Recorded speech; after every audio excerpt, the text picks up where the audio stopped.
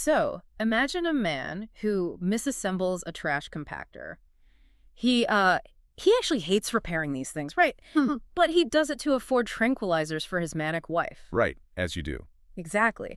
Now imagine this guy, through just a deliberate act of sabotage while fixing this machine he absolutely loathes, somehow produces a device that alters the very fabric of reality itself. It's a wild thought experiment. It sounds totally absurd, but today we are looking at a world where humanity has, well, essentially done the exact same thing to itself. We built machines so perfect, we accidentally engineered our own reality into obsolescence. Yeah, that thought experiment, which was originally posed by Roger Zelazny in his intro to our source material today, it just perfectly sets the table for what we're going to examine. Yeah. Because it's this grotesque, satirical, and profoundly unsettling vision of a post-World War Terminus Earth. Yeah, so welcome to the deep dive. We're taking a stack of sources today that just paint a haunting picture. Like, this is a world where radioactive dust literally covers the entire planet. Right, the sun doesn't even shine anymore. Exactly. It just kind of glares through this thick gray haze. And, if you are listening to this right now in this universe, you are likely part of the fractured remnants of humanity because most regular, healthy people have already emigrated to the Martian colonies. And the ultimate incentive to leave. You get a custom-tailored android servant. Which is wild. Yeah. And that fundamentally fractures the human population. Because the only people left on Earth are these holdouts stubbornly clinging to their homes, or those who physically cannot leave because the radioactive fallout has damaged their genetics. Yeah, and the state actually classifies these individuals as biologically unacceptable specials, Right. which is an awful term, but they also burden them with this cruel colloquialism of chicken heads. I mean, they are the absolute underclass of a dying world. So our mission today is to sift through this decaying world and really try to answer one massive, terrifying question, which is, what does it actually mean to be human in a society where the baseline for reality has just completely collapsed? That's the core of it. We are talking about a culture where you program your emotions on a bedside console, where real animals are extinct and replaced by incredibly realistic robots, and where the police literally hunt down escaped humanoid machines for a bounty. And, the sources offer so much more than just a standard sci-fi bounty hunter narrative. They present this philosophical funhouse mirror reflecting our own anxieties about consciousness. Oh, absolutely. In this society, empathy is not just like polite social grace. Empathy has been codified into a global religion. It's utilized as an institutional weapon, and it serves as the ultimate biological insurance policy. Wow. We're watching a civilization in its final stages of decay, desperately trying to draw a line in the sand between a living soul and a manufactured mind. Well, I want to challenge that line right out of the gate, actually, because the sources show us that the human mind in this world is already manufactured. Oh, for sure. Let's look at the main perspective character, Rick Deckard, and his wife, Iran. They wake up in their apartment and just immediately start arguing.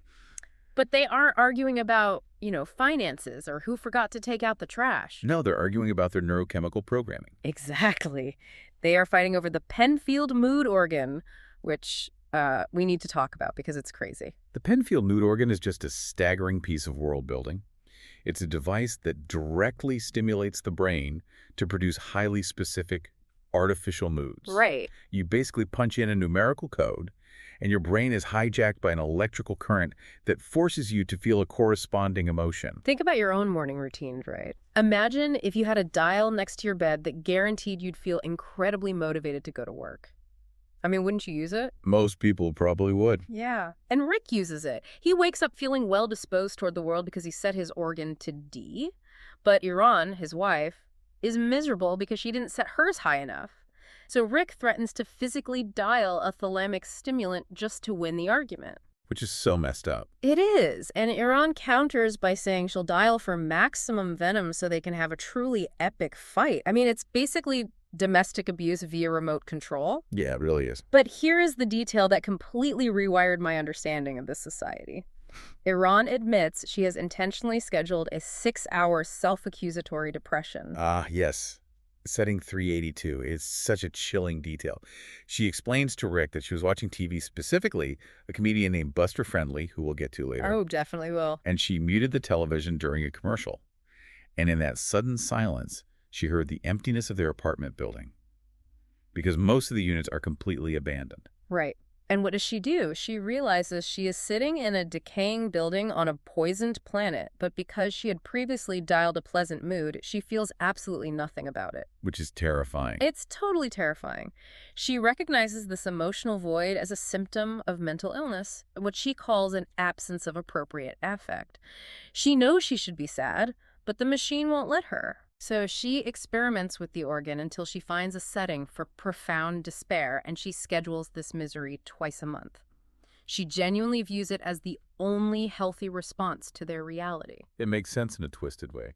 Well, I have to push back on the framing of the mood organ here, though. The text presents it as this horrific pacifier, but isn't Iran's use of setting 382 actually like a profound act of radical rebellion? Oh, that's an interesting way to look at it. Right. She is using the machine to subvert the machine.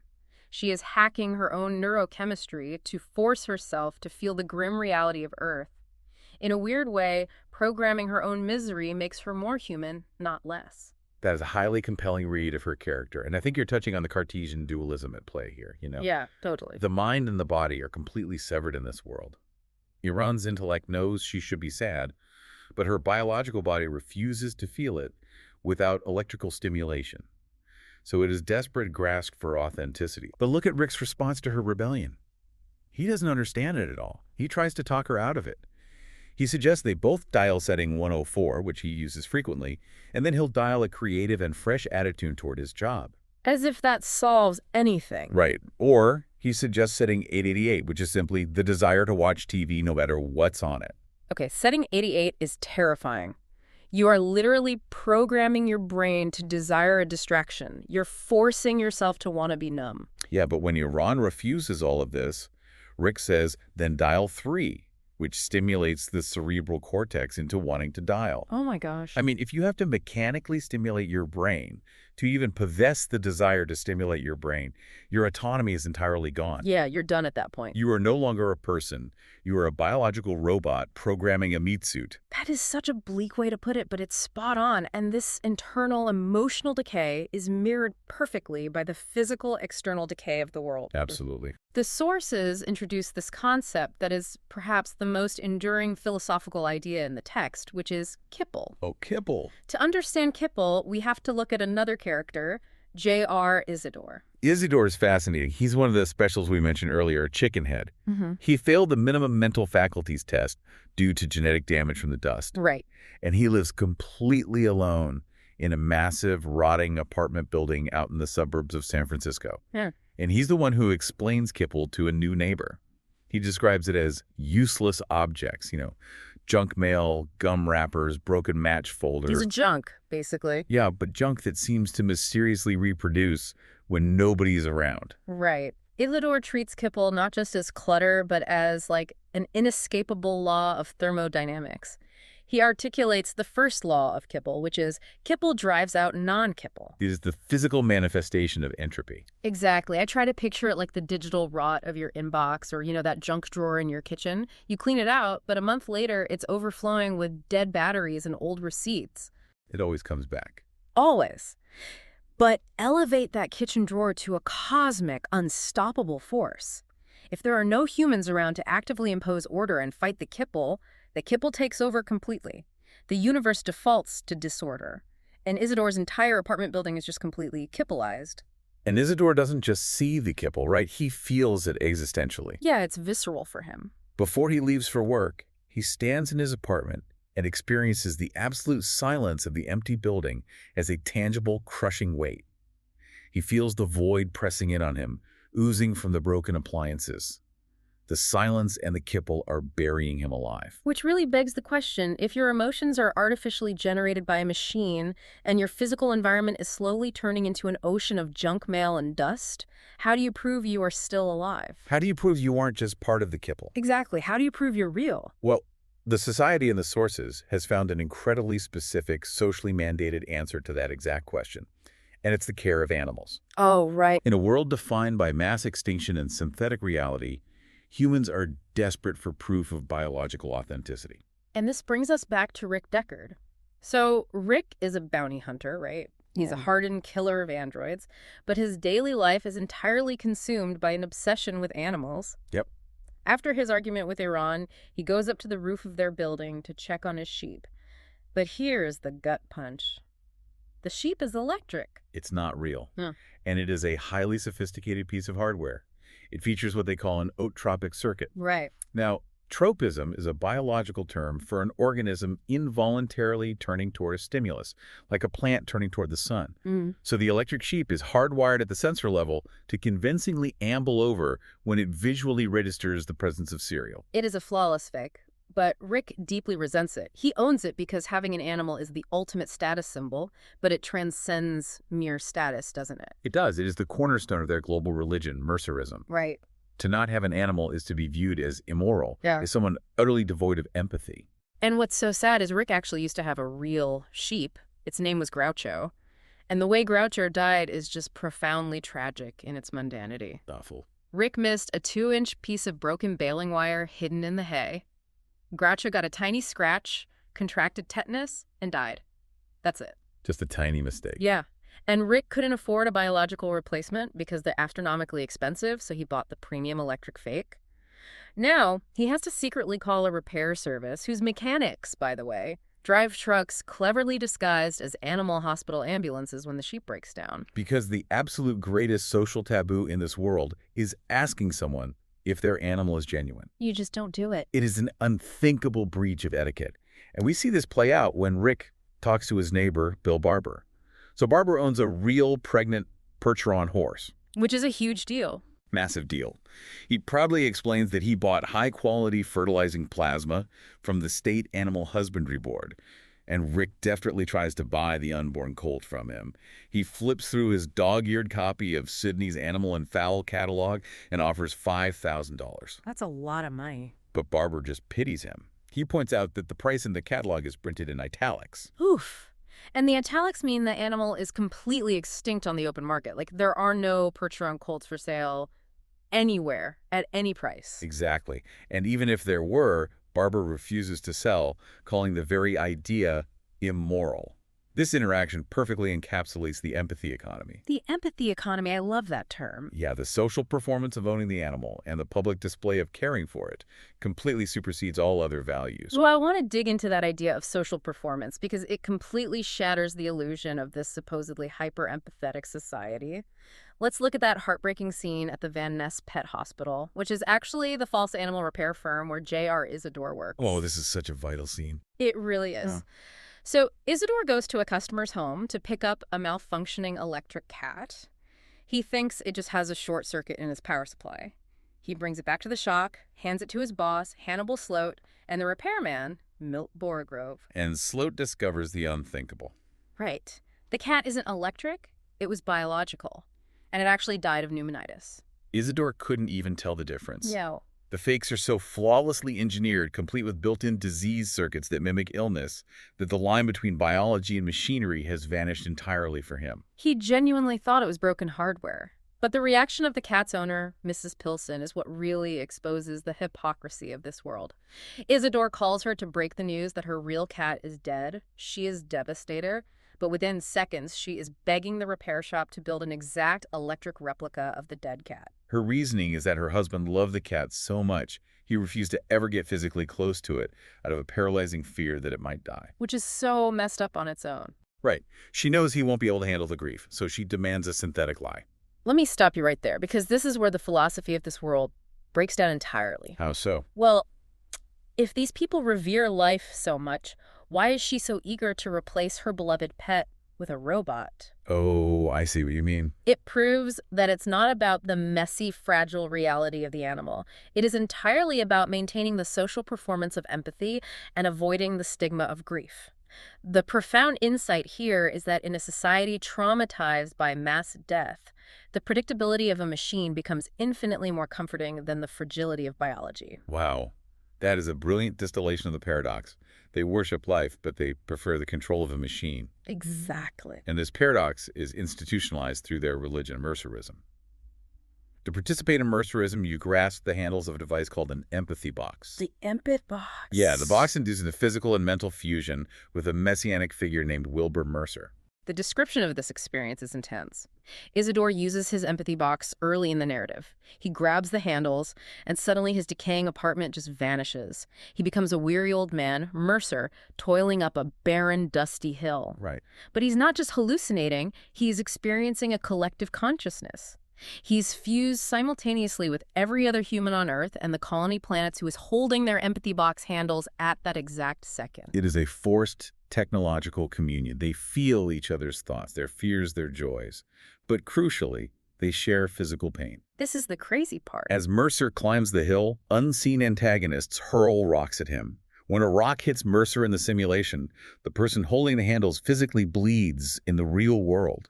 Isidore gets a deep, bleeding cut on his arm from a virtual rock. Which sounds completely unhinged. I mean, why would anyone voluntarily subject themselves to physical trauma from a virtual reality box? To understand why, you have to look at the underlying biological theory of this universe.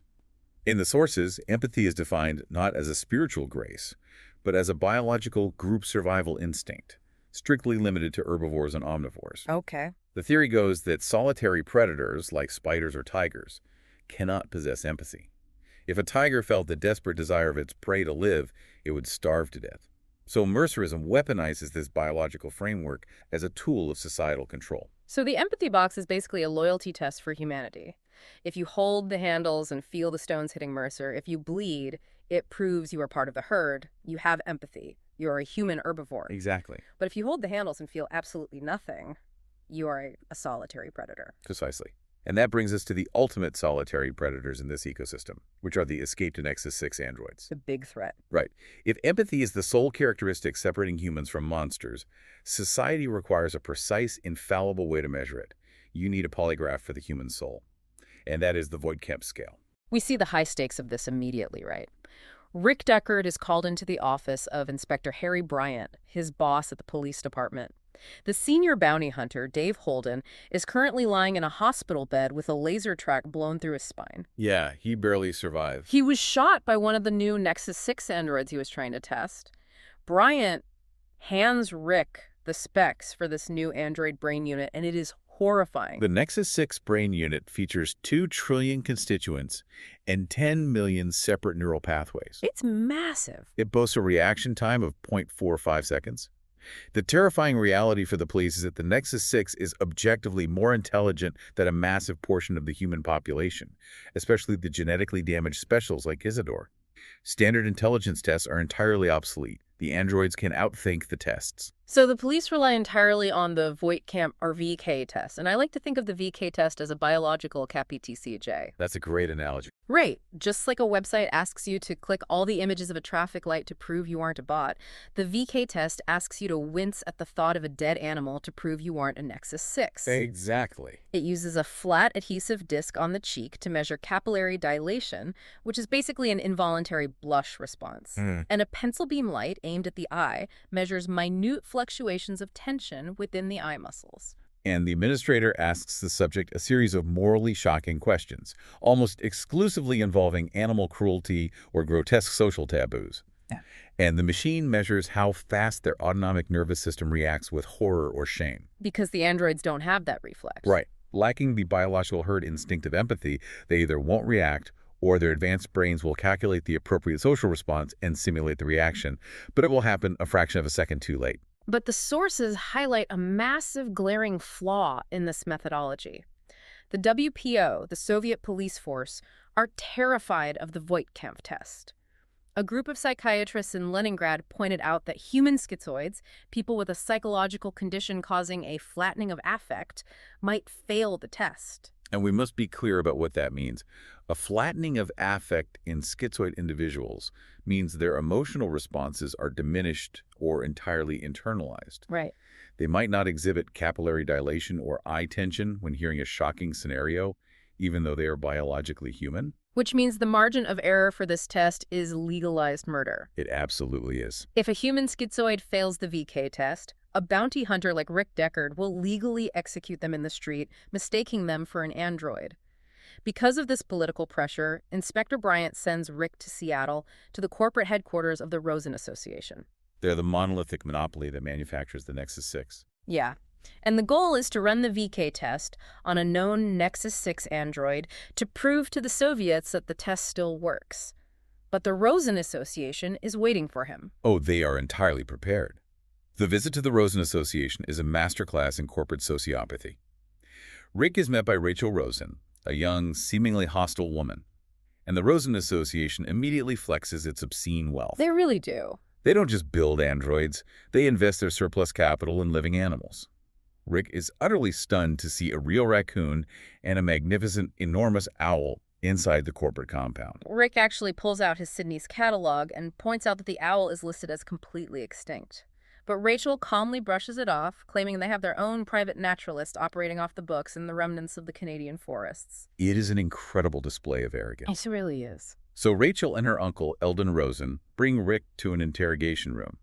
But they pull a bait and switch. They don't bring in an android. Yeah. They ask Rick to run the test on Rachel. Rick sets up the equipment and begins asking these highly specific, bizarre questions. He asks, "You were given a calfskin wallet on your birthday." And Rachel immediately replies she would report the person to the police. The needles swing wildly, a normal empathic response. Right. So he tries another. "You have a little boy, and he shows you his butterfly collection, including his killing jar." She says she'd take him to the doctor. Again, a totally normal human response. Yeah. But then he asks about a wasp crawling on her wrist. She says she'd simply kill it. The gauges barely register. So he hits her with increasingly grotesque scenarios. He asks about a magazine with a full-page color picture of a nude girl lying face down on a beautiful bearskin rug. Oh, this one is fascinating. Rachel's reaction is completely flat until Rick adds that her husband wants to hang the picture on the wall. Then she reacts. Which is the giveaway. Because Rick realizes her mind isn't focusing on the dead animal pelt, the bearskin, which is the trigger that should elicit empathy in this culture. She is focusing on the social dynamic of the husband. Exactly. She is processing the data intellectually, not emotionally. He asks her about a chef dropping a live lobster into boiling water. He asks about renting a cabin with a mounted deer's head. And finally, her reactions are consistently simulated, delayed, or just missing. So Rick turns off the machine and confidently tells Eldon Rosen that Rachel is an android. But Eldon Rosen drops an absolute bomb. He says Rachel is human. Like what? Yeah. He claims she grew up on a spaceship, Cylinder 3, completely isolated from Earth's culture and its religious reverence for animals. Her empathy is biologically intact, but culturally underdeveloped. Eldon lifts Rick in the eye and tells him the Voight-Kampff test just failed. It classified a living human as a machine. I have to pause here because, frankly, the Rosen Association makes a phenomenal point. Yeah, they do. Isn't the VK test objectively flawed from the start? If I grew up on a sterile Martian colony where the only animals I ever saw were in books, why would I have an involuntary blush response to a question about a wasp or a calfskin wallet? You wouldn't. Right. The entire test assumes a shared universal cultural baseline that is actively being destroyed by the radioactive dust and off-world emigration. You are hitting on the exact epistemological crisis of the text. The test is culturally biased, and the Rosen Association brilliantly exploits that exact ambiguity. Eldon and Rachel are ruthless. They really are. The moment they convince Rick his test is broken, they attempt to bribe him.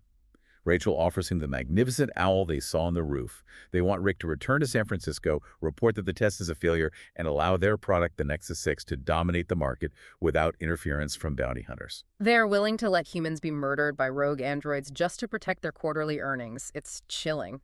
But Rick is a veteran. Something about the interaction bothers him. His instincts kick in. Yeah. He realizes he's been backed into a corner, but he demands to ask Rachel one final question. He holds up his black leather department-issue briefcase and says, "Nice, isn't it? 100% genuine human baby hide." It is the ultimate universally shocking stimulus.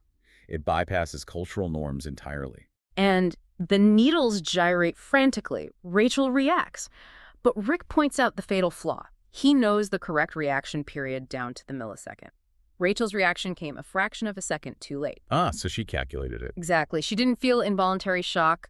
Her incredibly advanced 2 trillion constituent brain processed his words, calculated the socially appropriate response, and synthetically simulated the physical reaction. She is an android. Eldon Rosen lied. And as a final layer of manipulation, as Rick is leaving, he asks if the magnificent owl is genuine. Eldon coldly admits it is artificial. There are no owls. There are no owls. The entire setup, the wealth, the bribe, the elaborate backstory about the spaceship, it was all a devious, highly coordinated manipulation by an artificial intelligence trying to protect its product line. It completely shatters Rick's confidence. I mean, he leaves Seattle realizing he is up against an intellect that is fundamentally alien, deeply manipulative, and incredibly dangerous. And this abstract danger becomes violently physical the moment he returns to San Francisco. Right. Because the androids aren't just hiding in the shadows, they are actively infiltrating human power structures. This is where the narrative shifts into an intense psychological thriller. Rick is informed by his boss that a Soviet police officer from the WPO, Sandor Kadali, is arriving to observe Rick's hunt. Rick flies up to his hover car, and Kadali gets in. Right. Kadali is very friendly and shows Rick a strange new laser tube he supposedly acquired on Mars. Kadali asks Rick to test fire the weapon out the window. Rick pulls the trigger, but nothing happens. The weapon is dead.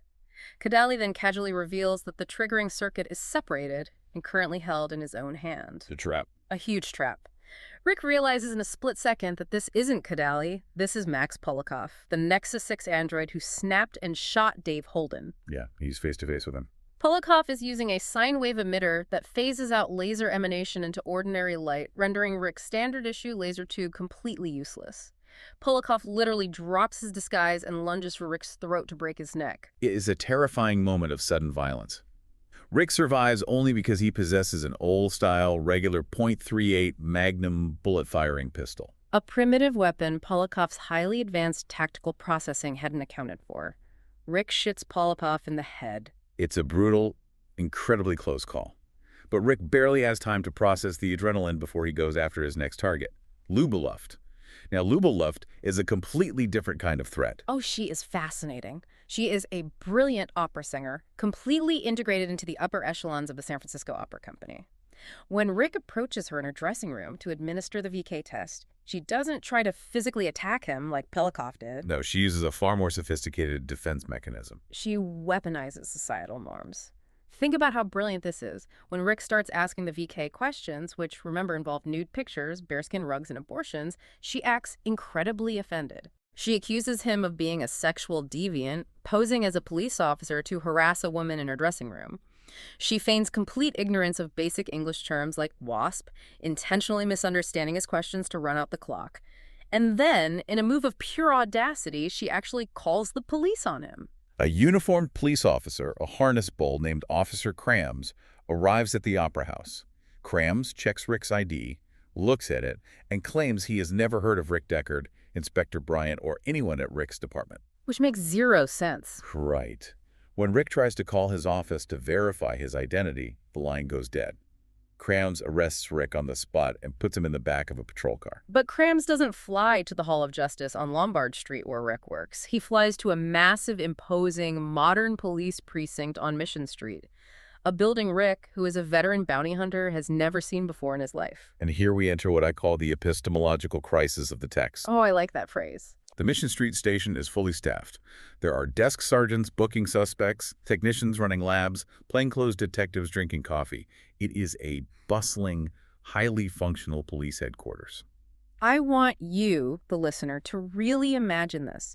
Imagine getting pulled over by a cop, taken to a precinct, fingerprinted, booked, and slowly, horrifyingly realizing that the entire building, the desk sergeant, the detective questioning you, even the suspect in the holding cell next to you, are all highly advanced mannequins playing an elaborate game of house just to process and eliminate you. It's terrifying. It's a total collapse of objective reality. How do you prove you are real when the institutions that define reality are fake? It is a profound exploration of power and authority. Mm-hmm. The androids understand that the best way to hide from the state is to become the state. Wow. Rick meets a senior official named Inspector Garland and another bounty hunter named Phil Resch. Garland eventually reveals the terrifying truth to Rick behind closed doors. The entire Mission Street station is a closed-loop, homeostatic enterprise entirely run by androids. That's insane. They all came from Mars together on the same ship. They didn't build a fortress to hide in, they built a bureaucracy. But here is the detail that makes it so incredibly messy. Phil Resch, the other bounty hunter working out of the Mission Street station, doesn't know. This is the supreme irony of the situation. Phil Resch is a biological human. He has worked for Inspector Garland for 3 years. He goes to work every day, hunts down rogue androids, files his paperwork, and goes home, completely unaware that his boss and his entire precinct are run by the very machines he is programmed to kill. Garland tells Rick this almost with a sense of exhausted resignation. The androids aren't a unified, infallible army coordinating a global takeover. Garland is actually highly annoyed that Polikoff broke rank and attacked Rick independently because it drew unwanted attention to their operation. Yeah, they just want to be left alone. Exactly. Garland admits they are desperate, isolated beings just trying to carve out a safe zone. Garland says to Rick, "We all came here together, breaking free and coming here to Earth where we're not even considered animals, where every worm and woodlouse is considered more desirable than all of us put together." That quote is absolutely vital. It forces us to reframe the androids. They're not just cold, calculating machines. They are a deeply oppressed underclass. They are fleeing slavery. Right. And the tragedy is that while these high-level androids like Garland and Lubeluft are running shadow police stations or singing in opera houses, the rest of their group is huddled in the decaying suburbs, terrified, relying on the kindness of the very humans they fundamentally look down upon. Which provides the perfect transition to the parallel storyline happening out in the Kippelized suburbs. While Rick is fighting for his life against android cops, we go back to J.R. Isidore in his empty, rotting apartment building. Isidore finally meets his new neighbor. Her name is Pris Stratton. Or so she claims. We quickly understand that Pris is one of the escaped Nexus 6 group. Isidore is so desperately starved for connection that he immediately tries to serve her. He brings her a cube of margarine as a welcome gift, which is a big deal in a world of synthetic food. Yeah, real food is scarce. Later, he blows his entire life savings, 2 weeks' salary borrowed in advance, on black market natural food. Real peaches, soft cheese, and a bottle of pre-war Chablis wine. The contrast between the two characters is striking and deeply sad. Isidore is pure, desperate, unfiltered empathy. Pris is cold, erratic, and deeply paranoid. They're very erratic. She exhibits a sociopathic demeanor that occasionally cracks to reveal moments of intense, almost childlike vulnerability. She explains to Isidore why they fled Mars. It wasn't some grand political rebellion. She describes the unimaginable, crushing loneliness of the Martian colony, the horrific living conditions, the reliance on synthetic painkillers just to survive the day. It sounds like a nightmare. And she talks about their obsession with pre-colonial science fiction magazines. Think about that. These androids sat on a barren, miserable rock and read old sci-fi stories describing Earth as a lush paradise with bustling, magnificent cities. It is a tragic inversion of the human experience. The humans in this world dream of escaping the radioactive dust of Earth for the pristine, clean colonies of Mars. The androids dreamt of escaping the brutal slavery of Mars for the promised paradise of Earth. But when they arrive, they found a decaying graveyard where they are hunted for sport. Exactly. But I want to point out how quickly Pris's vulnerability vanishes when 2 more members of her android group arrive at the apartment building, Roy and Irmgard Beatty. And Roy Beatty is genuinely terrifying. Oh, Roy is the natural leader of the fugitives. He's described as possessing a flat, brutal, manic energy. When they arrive and inform Pris that the human bounty hunters have already killed Polikoff and Garland and have likely captured Lubeluft, Roy doesn't exhibit fear. He smiles. He smiles. His friends are being slaughtered, and he coldly starts planning to rig Isidore's apartment building with tripwires and 2-way bugs. He treats their existential survival like a tactical board game. He is energized by the violence of it. Isidore notices this shift. He senses a peculiar, malign abstractness in Roy and Pris, a chilling intellectual detachment that completely separates them from the human experience of fear or grief. Put yourself in Isidore's shoes for a moment. You are the outcast of humanity. Your own government has deemed you biologically unfit and calls you a chickenhead. You live completely alone in a rotting building, slowly being consumed by Kippel. It's an incredibly lonely existence. Suddenly, beautiful, highly intelligent beings arrive. They accept your hospitality, they sit in your kitchen and eat your expensive peaches. If you were Isidore, would you care if they're machines? Isn't there companionship, even if it's flawed, calculating, and cold, infinitely more human than the empty silence of your apartment? Isidore certainly believes so. Despite Pris literally mocking him and calling him a chickenhead to his face, he vows to protect them. He offers to take a leave of absence from his job to stay with them and guard the building. He's just so innocent. He is completely, tragically unaware of the violent, predatory nature of his new friends. He sees them as descending angels. But The Voight-Kampff test is ultimately proven right about them. Roy Beatty possesses supreme, almost frightening intelligence, but he has absolutely zero empathy. He is a calculating machine wearing a meat suit. And this fundamental clash between intellectual detachment and emotional empathy comes to a violent, mind-bending climax when we return to Rick Deckard. Let's look at how Rick escapes the Shadow Police Station. While Inspector Garland is holding Rick at gunpoint behind closed doors, Phil Resch, the human bounty hunter who works there, walks back into the office. Right. Garland, realizing the situation is out of control, pulls a laser on Resch. But Resch, relying on years of hardwired police training, reacts instantly and shoots first, killing his own android boss. Resch is absolutely devastated to learn his entire career was a lie managed by machines. He handcuffs himself to Rick to prove he isn't an android himself. They escape the station, and they fly back to the Opera House to finish the job and retire Luba Luft. They track her from the Opera House to a nearby museum, where she is taking in an exhibit of the artist Edvard Munch. This scene at the museum is the fulcrum of the entire text. It completely shatters the philosophical foundation of their universe. They find Luba looking at a drawing of a young girl titled Puberty. Rick, who is supposed to be a hardened killer, feels a strange, inexplicable wave of pity for her. He actually uses his own money, $25, to buy her a book of Munch's collected works from the gift shop. It is an act of unprompted, genuine kindness toward a machine he is about to destroy.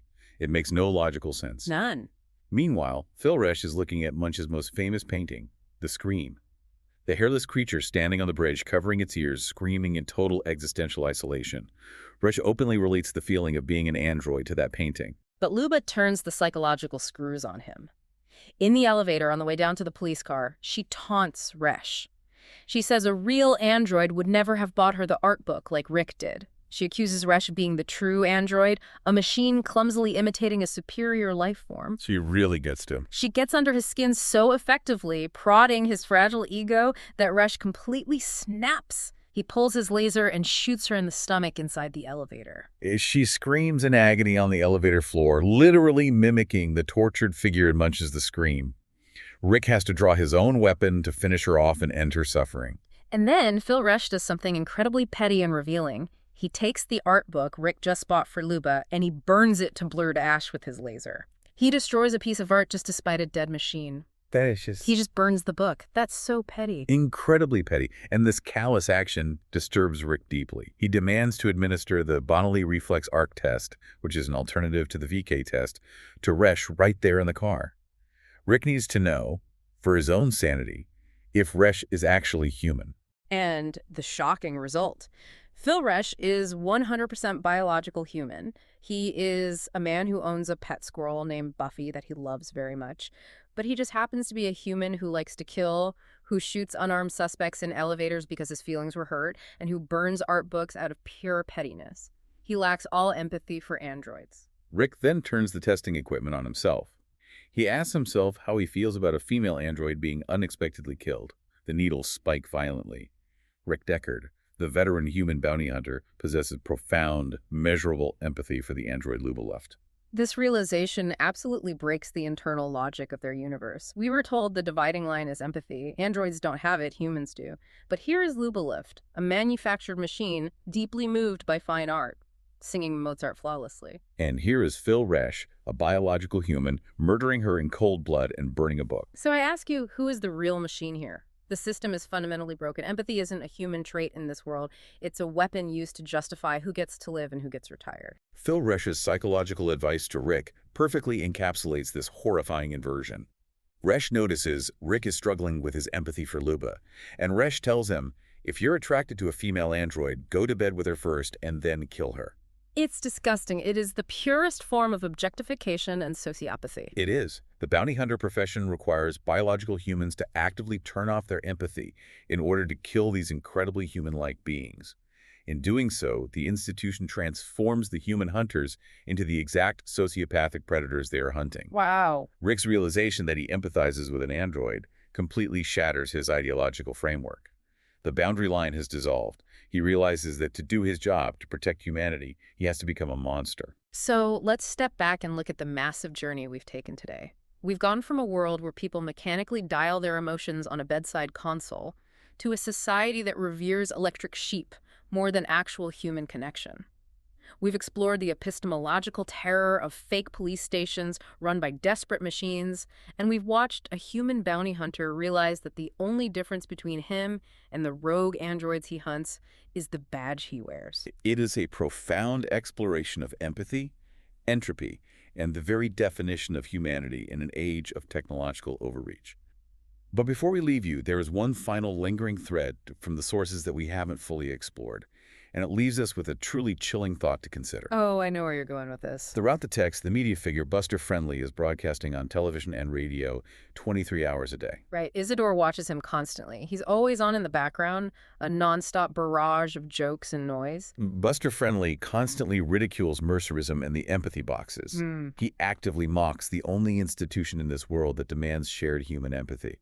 If mercerism represents the painful, empathetic connection of humanity, and Buster Friendly represents the loud, superficial, nonstop distraction of media, the sources pose a terrifying question. Is Buster Friendly an android plot?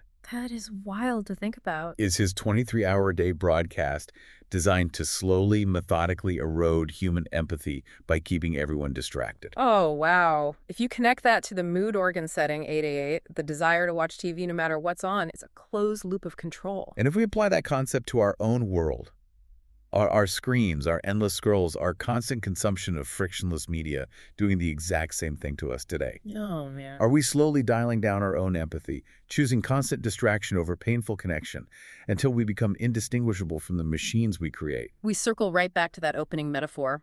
Are we the trash compactor repairmen mindlessly fixing the machines that compress and sanitize our world until one day we accidentally build the thing that shifts our reality forever? It's something to ponder as you navigate your day. Thank you for joining us on this deep dive.